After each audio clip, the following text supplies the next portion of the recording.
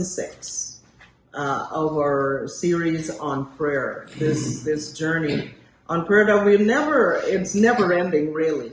We're just going to have to stop. Before we were talking about prayer as communication with God. From here on, now we're looking at prayer as a communion with God. Listening and speaking are the primary expressions of prayer as communication. But now we're looking at contemplation, which is the foremost expression of prayer as communion. When it comes to contemplation, people don't really take time with it. We're so busy. I say sometimes we're a microwave society. The more we network and the more options we have, the more we just keep going, and that's the modern dilemma that we live in.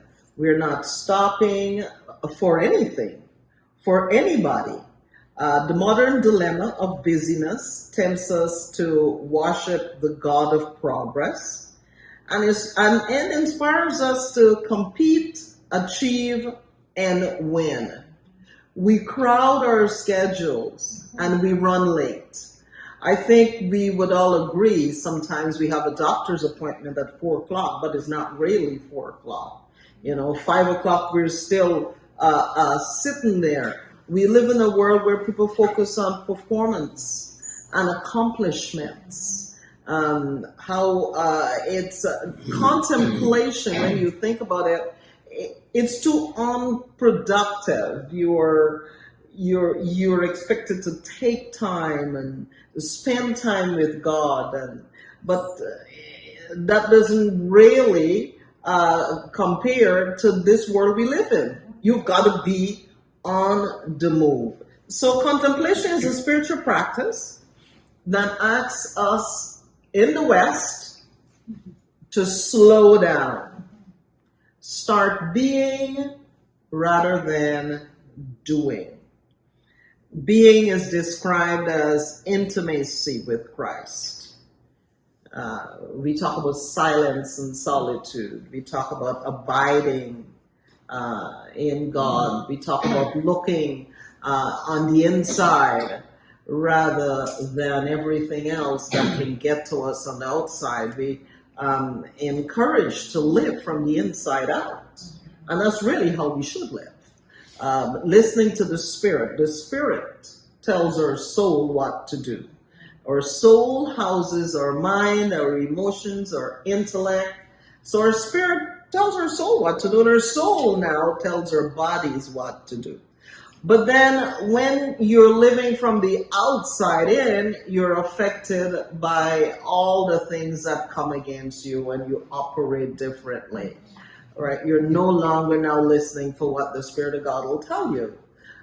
It's more that you're affected by the way you look at me. You look at me, I don't like how you look at me, so I react, right? So we're affected by all those things. And doing now is more dealing with engaging in things, and of course the exterior and visibility and work. Contemplation includes practicing the presence of God, taking time to truly gaze on life, and I say sometimes that I never make a decision the night before, because I truly believe that the answer comes in the morning. And whether the morning is tomorrow, it might not be tomorrow morning. Tomorrow morning I'm still pondering because I haven't heard from God to move. And sometimes you just have to move. And then He speaks. Refusing the compulsion to go everywhere, see everything. Sensitivity and obedience to God, reflecting on experiences so as to benefit from what had happened, noticing how symbols can give meanings to particular actions. So contemplation not just experiences opens us to life.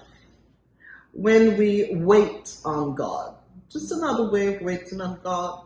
I might have to go about doing something. I didn't really get the answers yet, but I'm going to go forth with what I was doing anyway.